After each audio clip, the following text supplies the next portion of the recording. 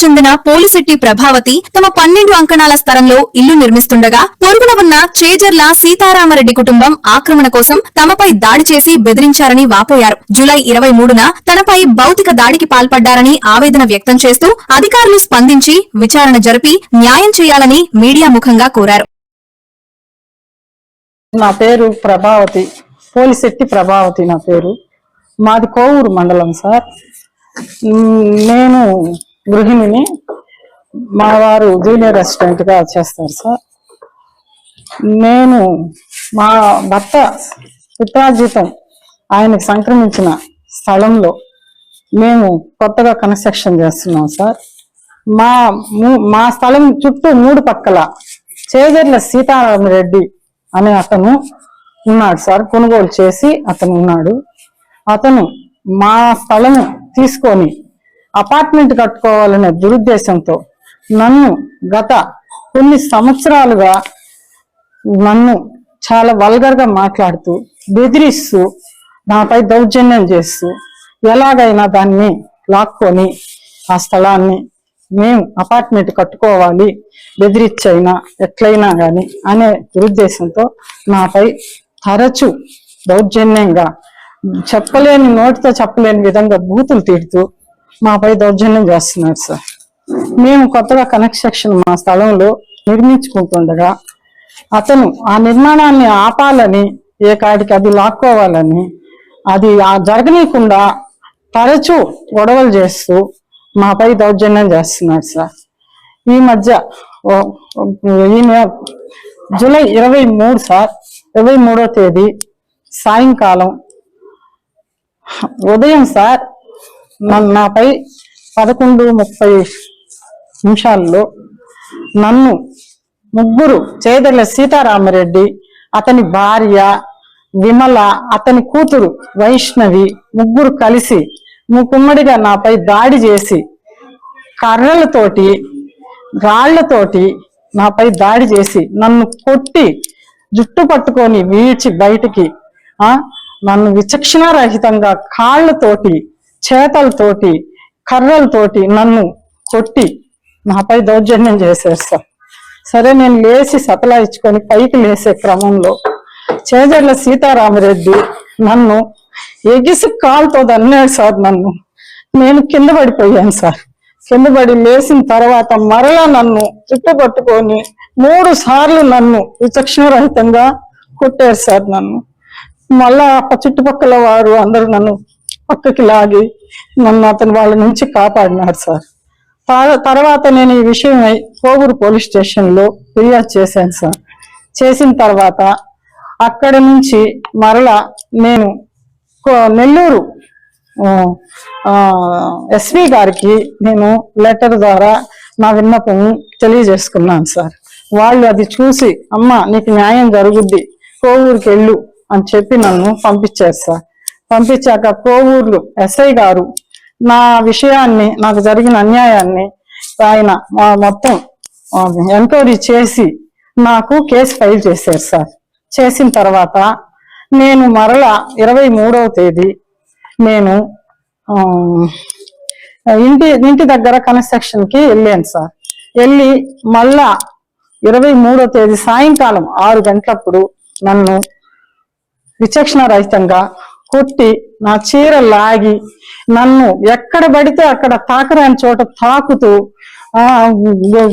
ఇదంతా దెబ్బలు సార్. ఇవన్నీ దెబ్బలు రోడ్డు మీద పడేసి ఇసుక అంతా నా తల అంతా రోడ్లో పడేసి నా తల గట్టిగా పట్టి నుదుడి మీద గుద్దుతూ, గుండెల మీద గుద్దుతూ ఇదంతా తాకరాని చోట అంతా తాకి నన్ను ఎట్లా పడితే అట్ట నన్ను కొట్టి నా కాలేసి నా గుండెల మీద కూర్చొని నన్ను అట్ట కొట్టాడు సార్. నన్ను గౌరవంగా బతికే మమ్మల్ని ఒక పరాయి వ్యక్తి అతని స్వార్థం కోసం, అతను అపార్ట్మెంట్ కట్టుకోవాలనే ఉద్దేశంతో మాపై ఇంత కక్ష సాధింపుగా ఒక ఆడ మనిషిని ఒంటరిగా చూసి నా భర్త లేని సమయంలో నన్ను ఈ విధంగా చిత్రహింసలు చేస్తూ నన్ను మొన్న 23వ తేదీ నా గొంతు పిసికి గట్టిగా ఊపిరాడనీయకుండా చంపాలని నన్ను ప్రయత్నం చేశాడు సార్. నా అడ్డు తొలగించుకుంటే అది ఎలాగైనా తీసుకోవచ్చు అనే ఉద్దేశంతో నన్ను ఇలా చేస్తున్నారు సార్. నాకు వాళ్ళ వల్ల నన్ను చంపేస్తారు సార్. నా కాడికి నన్ను అడ్డు తొలగించుకోవాలని, నా కుటుంబాన్నే కాకుండా చెయ్యాలని చేస్తున్నారు సార్. సార్ నాకు ఎవరు లేరు సార్. ఎవరు లేక దిక్కు లేక నేను పోలీసు వారిని సంప్రదించాను, ఇక్కడ ఎస్పీ గారిని సంప్రదించాను. నాకు ఎవరు లేక వాళ్ళ వల్ల ప్రాణహాని, చంపడానికే ప్రయత్నించాడు కాబట్టి ప్రాణహాని ఉందని నేను మీకు మీడియా ముఖంగా సోదరులందరికీ నేను చెప్పేది ఏంటంటే, మీరు ఈ విషయం పైన చంద్రబాబు నాయుడు గారికి, పవన్ కళ్యాణ్ గారికి, లోకేష్ గారికి నా విషయం తీసుకెళ్తారనే ఉద్దేశంతో నేను మీ దగ్గరికి వచ్చాను సార్. నాకు రక్షణ కల్పించండి సార్. మీరందరూ కలిసి నాకు న్యాయం చేయండి సార్. ఒక ఆడ మనిషిని, ఒక పరాయి వ్యక్తి నడి రోడ్లో ఆ విధంగా నన్ను చేయటం ఎంతవరకు సమ్మతం సార్? ఇది అతని భార్య అయితే ఎత్తబడితే అట్ట ఊర్లో ప్రచారం చేస్తూ భార్య, కూతురు, అతను ముగ్గురు వల్గర్గా నా భర్తతో అతను నిన్ను రేప్ చేపిస్తాను, నువ్వు గాని మాకు ఆ స్థలం గాని ఇవ్వకపోతే అంటూ నన్ను పదే పదే చెప్పలేని, నోటితో చెప్పలేని విధంగా బూతులు తిడుతూ నన్ను చిత్రహింస చేశారు సార్ నన్ను. కానీ ఎక్కడ నాకు న్యాయం లేక ఈ విషయం పైన లోకేష్ గారికి, చంద్రబాబు నాయుడు గారికి, పవన్ కళ్యాణ్ గారికి మీరందరూ తెలుపుతారని నేను ఇక్కడికి వచ్చాను సార్. నాకు న్యాయం చేయండి సార్. ఇదిగోండి సార్ ఫోటోలు.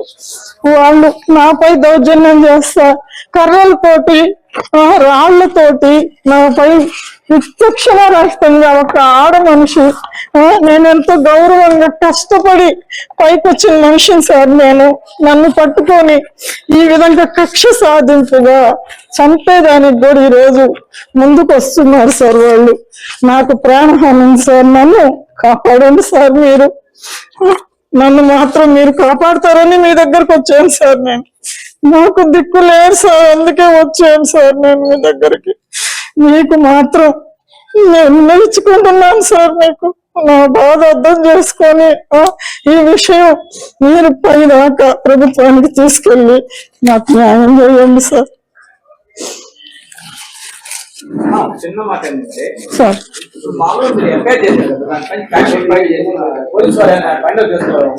ఫస్ట్ సార్ చేస్తున్నారు సార్, బయట చేస్తున్నారు సార్.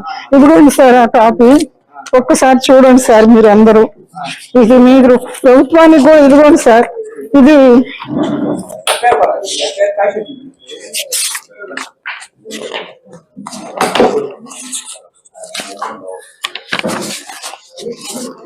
ఒక్క నిమిషం సార్. ఎస్పీ గారిని కలిసిన నాకు జరిగిన, అతను చేసిన ఇదిని అంతా సూపరింటెండెంట్ గారికి, ఎస్పీ గారికి నేను ఇచ్చిన రిపోర్ట్ సార్. ఇది సార్ రిపోర్ట్. మీరు ఇదంతా నాకు పై అధికారులకి అన్ని మీరు చేర్చి నాకు న్యాయం చేయండి సార్. నేను ఎవరు లేరు సార్, నాకు బాబు చనిపోయాడు ఒక్కదాన్నే, నేను నా భర్తని నన్ను ఎప్పుడైనా కానీ వాళ్ళు చంపేస్తారు సార్. ఇదంతా అతనికి ఏ భయము లేక, ఎవరి భయము లేక ఈ విధంగా కావాలని దౌర్జన్యంగా చేస్తున్నారు సార్. అతనికి ఎవరెవరు సహకరిస్తున్నారో వాళ్ళందరి మీద,